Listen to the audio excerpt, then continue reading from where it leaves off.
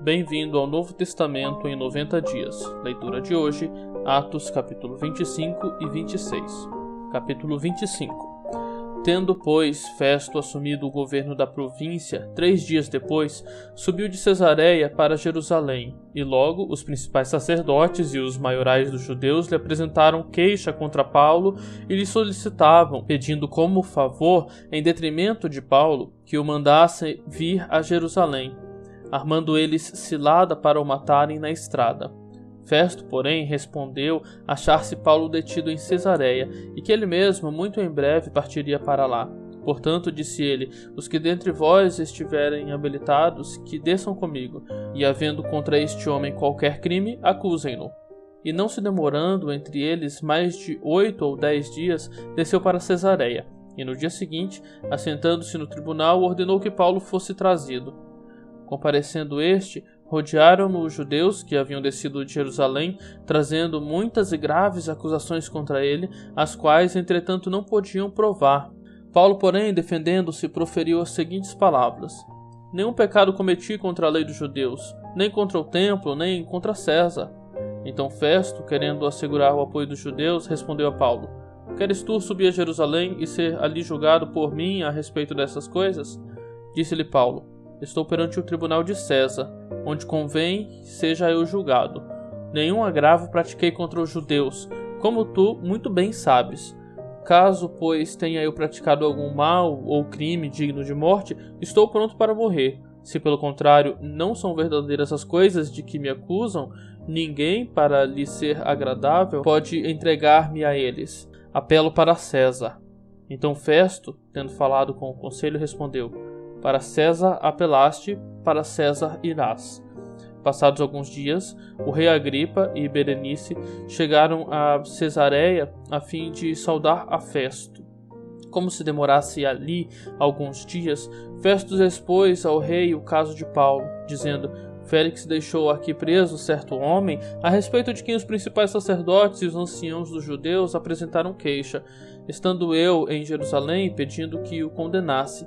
A eles respondi que não é costume dos romanos condenar quem quer que seja, sem que o acusado tenha presente os seus acusadores e possa defender-se das acusações.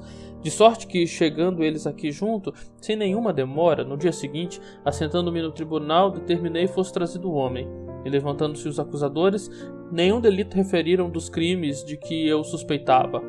Traziam contra ele algumas questões referentes à sua própria religião e particularmente a certo morto chamado Jesus, que Paulo afirmava estar vivo. Estando eu perplexo quanto ao modo de investigar estas coisas, perguntei-lhe se queria ir a Jerusalém para ser ali julgado a respeito disso. Mas, havendo Paulo apelado para que ficasse em custódia para o julgamento de César, ordenei que o acusado continuasse detido até que eu o enviasse a César. Então, Agripa disse a Festo: Eu também gostaria de ouvir este homem. Amanhã, respondeu ele, o ouvirás. De fato, no dia seguinte, vindo a Agripa e Berenice com grande pompa, tendo eles entrado na audiência juntamente com os oficiais superiores e homens eminentes da cidade, Paulo foi trazido por ordem de Festo. Então disse Festo: Rei Agripa, e todos vós que estáis presentes conosco, vedes este homem, por causa de quem toda a multidão dos judeus recorreu a mim, tanto em Jerusalém como aqui, clamando que não convinha que ele vivesse mais. Porém, eu achei que ele nada praticara passível de morte. Entretanto, tendo ele apelado para o imperador, resolvi mandá-lo ao imperador. Contudo, a respeito dele, nada tenho de positivo que escreva ao soberano, por isso eu o trouxe à vossa presença, e mormente a tua, ó rei Agripa, para que, feita a arguição, tenha eu alguma coisa que escrever, porque não me parece razoável remeter um preso sem mencionar, ao mesmo tempo, as acusações que militam contra ele. Capítulo 26. A seguir, Agripa, dirigindo-se a Paulo, disse: É permitido que uses da palavra em tua defesa. Então Paulo, estendendo a mão, passou a defender-se nestes termos: Tenho-me por feliz, ó rei Agripa, pelo privilégio de hoje, na tua presença, poder produzir a minha defesa de todas as acusações feitas contra mim pelos judeus. Mormente, porque és versado em todos os costumes e questões que há entre os judeus, por isso eu te peço que me ouças com paciência. Quanto à minha vida, desde a mocidade, como decorreu desde o princípio entre o meu povo e em Jerusalém, todos os judeus a conhecem, pois na verdade eu era conhecido deles desde o princípio, se assim o quisessem testemunhar, porque vivi fariseu conforme a seita mais severa da nossa religião. E agora estou sendo julgado por causa da esperança da promessa que por Deus foi feita a nossos pais, a qual as nossas 12 tribos, servindo a Deus fervorosamente de noite e de dia, almejam alcançar. É no tocante a esta esperança, ó Rei, que eu sou acusado pelos judeus, porque se julga incrível entre vós que Deus ressuscite os mortos. Na verdade, a mim me parecia que muitas coisas devia eu praticar contra o nome de Jesus, o Nazareno, e assim procedi em Jerusalém. Havendo eu recebido autorização dos principais sacerdotes, encerrei muitos dos santos nas prisões e contra eles dava o meu voto quando os matavam. Muitas vezes os castiguei por todas as sinagogas, obrigando-os até a blasfemar. E demasiadamente enfurecido contra eles, mesmo por cidades estranhas, os perseguia.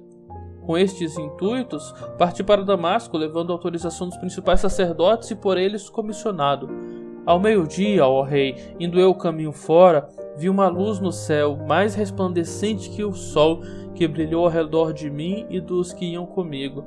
E caindo todos nós por terra, ouvi uma voz que me falava em língua hebraica: Saulo, Saulo, por que me persegues? Dura coisa é recalcitares contra os arguilhões. Então eu perguntei: quem és tu, Senhor? Ao que o Senhor respondeu: eu sou Jesus, a quem tu persegues.